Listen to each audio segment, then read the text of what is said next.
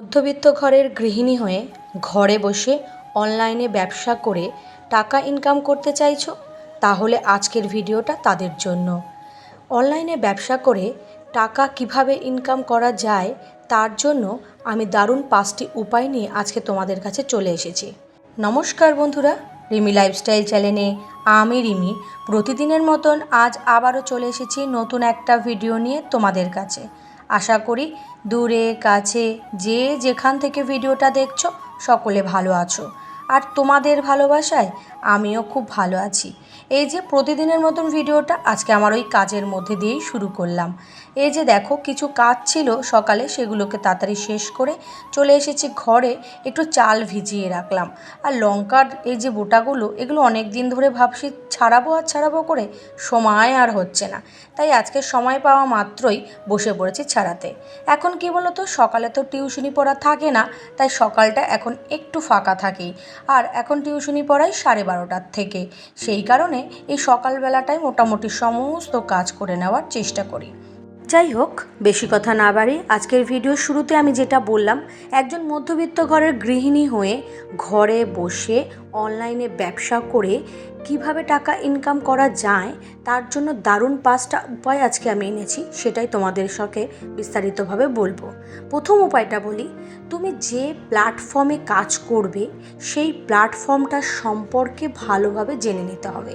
অর্থাৎ অনলাইনে বিজনেস বা ব্যবসা করার জন্য তুমি যে প্ল্যাটফর্মে কাজ করতে চাও, বহু প্ল্যাটফর্ম রয়েছে, যেমন রয়েছে ফেসবুক, ইনস্টাগ্রাম, মিশো, ফ্লিপকার্ট, এই সমস্ত যে প্ল্যাটফর্মগুলো রয়েছে, এই প্ল্যাটফর্মগুলোতে তুমি যে ব্যবসা করতে চাও তাহলে সেই প্ল্যাটফর্মগুলোর বিষয় সম্পর্কিত সমস্তটা আগে ভালো করে জেনে নেবে, যে কিভাবে করতে হবে।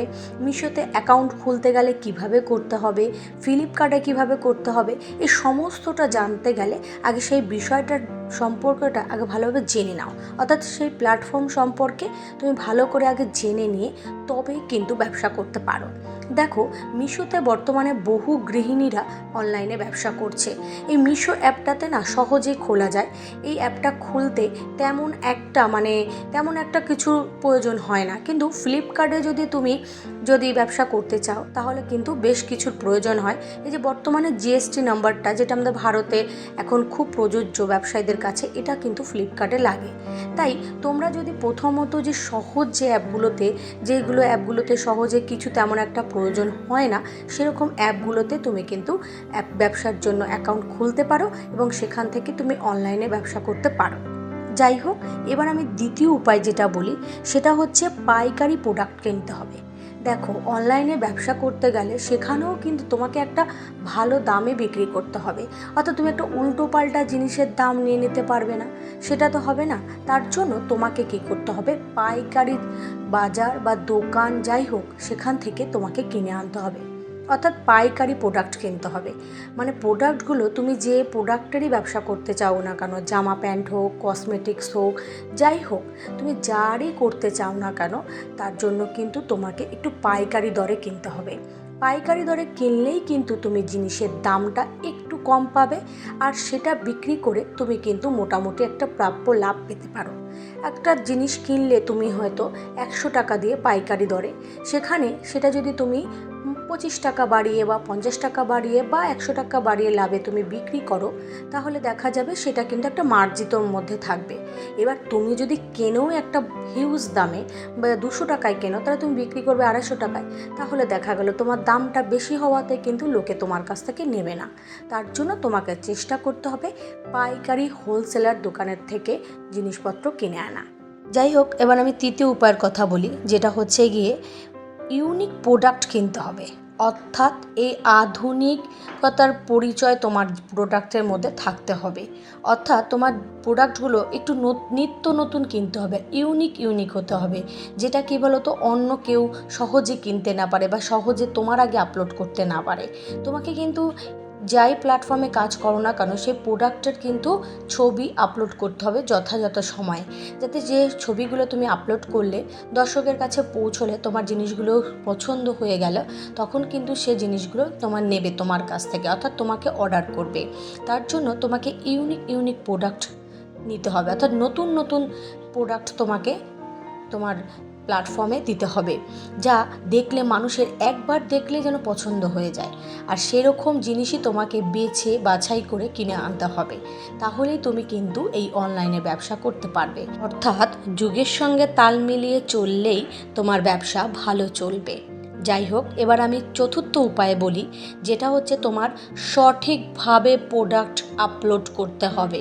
অর্থাৎ অনলাইনে ব্যবসা করতে গেলে তোমার সমস্ত প্রোডাক্টের সঠিকভাবে আপলোড করতে হবে, ঠিকঠাক সাইজ দিতে হবে, কতটা কি লেন্থ আছে সেটার মাপ দিতে হবে, কতটা গলা আছে, কি গলা আছে, সমস্তটা তোমার লিখে লিখে কিন্তু সঠিকভাবে আপলোড করতে হবে, যাতে দর্শক দেখে বুঝতে পারে যে এটা এত সাইজের আছে, এক্সেল আছে বা ডাবল এক্সেল আছে বা এস সাইজ আছে।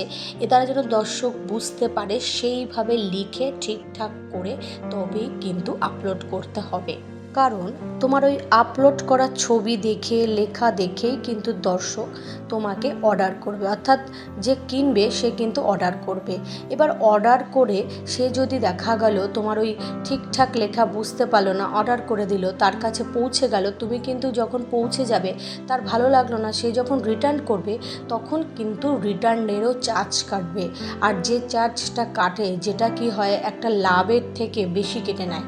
ওই জন্য তোমার যাতে কোনো প্রোডাক্ট রিটার্ন না আসে, সেই জন্য ঠিকঠাক করে প্রোডাক্টের আপলোড করতে হবে। যাই হোক, এবার আমি একদম শেষ উপায়টা বলি, যেটা হচ্ছে পঞ্চম উপায়, অর্থাৎ তোমার ব্যাংকিং সিস্টেমটা ঠিক রাখতে হবে। তুমি যে প্ল্যাটফর্মেই কাজ করো না কেন, বিশেষ করে বলি মিশো, ফ্লিপকার্ট, যে প্ল্যাটফর্মেই তুমি কাজ করো না কেন, তার সাথে ঠিকঠাক ব্যাংকিং যে ব্যবস্থাটা সেটা তোমার ঠিক রাখতে হবে। অর্থাৎ তোমার ব্যাংকের সাথে তো ডাইরেক্ট টাকাটা কোম্পানি পাঠাবে, তার জন্য তোমাকে ব্যাংকিং ব্যবস্থাটা ঠিকঠাক রাখতে হবে। অর্থাৎ তোমার সমস্ত কিছু দেখে শুনে, যাতে তোমার টাকা অন্য কোনো অ্যাকাউন্টে না চলে যায় বা তাদের থেকে পাঠানো টাকা তোমার অ্যাকাউন্টে ঢুকছে না, এরকম সমস্যা যাতে না হয়, সেই জন্য তোমার কিন্তু ব্যাংকিং পরিষেবাটা ঠিকঠাক রাখতে হবে। তোমরা যদি এই 5টা পয়েন্ট ঠিকঠাকভাবে মানতে পারো, এই 5টা ট্রিপ যদি তোমরা ঠিক করে মেনে চলো বা বুঝে চলো, তাহলে তোমরা এই বর্তমানে 2026-এ দাঁড়িয়ে অনলাইন ব্যবসা অনায়াসে করতে পারবে।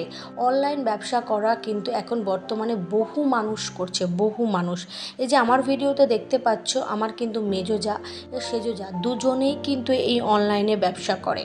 তাই আমার সামনের এই বাস্তব অভিজ্ঞতা দেখেই কিন্তু আমি তোমাদেরকে এই টপিকগুলো শেয়ার করেছি। তোমরা যদি এই টপিকগুলো মেনে চলতে পারো, তাহলে তোমরা অনায়াসে অনলাইন থেকে চাইলে প্রতি মাসে 20 থেকে 30,000 টাকা অনায়াসে ইনকাম করতে পারবে। আমি কিন্তু সব ব্যবসার ক্ষেত্রে একটা কথাই বলি, প্রথমেই যে তোমার অনেক টাকা ইনকাম হবে তা কিন্তু নয়। সব ব্যবসায়ী দাঁড় করাতে গেলে একটু সময় লাগে। দেখো, একটা সময় কিন্তু আমার 2 জায়ের প্রথমে অর্ডার তেমন একটা আসতো না, এখন কিন্তু দেখা যায় প্রতিদিন হয়তো একটা, তাও কিছু কিছু দিন আবার 5টা। এরপরে যখন এর কাছে অনেক মাল বা অনেক প্রোডাক্ট তারা আনতে পারবে, তখন কিন্তু অর্ডারের পরিমাণ বাড়বে এবং তখন দেখা যাবে একটা সময় তারা প্রতি মাসে 20 থেকে 30,000 টাকা অনায়াসে ইনকাম করতে পারবে। দেখো, এটা কিন্তু সম্পূর্ণ একটা ধৈর্যের ব্যাপার। আস্তে আস্তে আস্তে আস্তে করতে করতে তুমি যখন এই বিষয়ে অনেকটা অভিজ্ঞতা অর্জন করতে পারবে, আর তোমার কাছে যখন প্রচুর প্রোডাক্ট থাকবে, তখন কিন্তু তোমার অর্ডারের পরিমাণ আস্তে আস্তে বাড়তে থাকবে। যাই হোক, কথা বলতে বলতে দেখো আজকের ভিডিও প্রায় শেষের দিকে চলে এসেছি। আশা করি আজকের এই ভিডিওটা যদি কোনো নতুন বন্ধু দেখে থাকো, ভিডিওর কোনো কথা, কোনো অংশ যদি তোমাদের ভালো লাগে, তাহলে অবশ্যই লাইক, সাবস্ক্রাইব করে পাশে থাকবে। আর পুরনো বন্ধুদের জন্য রইল আমার তরফ থেকে অনেক অনেক ভালোবাসা। তোমরা যেভাবে আমাকে ভালোবাসা দিয়ে যাচ্ছ, ঠিক সেভাবেই ভালোবাসা দিয়ে আমার পাশে থেকো। কারণ নতুন পুরনো সকল বন্ধুদেরই আমার প্রয়োজন, কারণ তাদের সাহায্য ছাড়া আমি এক পাও এগিয়ে যেতে পারবো না। যাই হোক, দেখো প্রায় চলে এসেছি ভিডিওর একদম শেষের দিকে। এই যে গম তুলছে আমার মেজোজা। আসল কথা কি বলো তো, এই বৃষ্টি আসবে, এই স্নান করে উঠেই আমি ভেবেছি একটু যাব ছাদে, গিয়ে দেখি প্রায় গম তোলা হয়ে গেছে। আর এদিকে এই গমগুলো তুলছে মেজোজা। আর এদিকে দেখো কী হারে মেঘ করেছে, আর গরমটাও এত পরিমাণে পড়েছে কি আর বলবো, ভালো লাগছে না। কিন্তু এই মেঘ দেখে ভাবছি এবার একটু বৃষ্টি হবে, একটু ঠান্ডা হবে। দেখো কতটা মেঘ করেছে, বেশ ভালোও লাগছে। যাই হোক বন্ধুরা, টাটা, সকলে ভালো থেকো, সুস্থ থেকো, সাবধানে থেকো। আবার দেখা হবে নতুন আরেকটা কোনো ভিডিওতে। আজকের মতন টাটা। নিজেদের সকলে খেয়াল রেখো। আজকের মতন আসি, টাটা।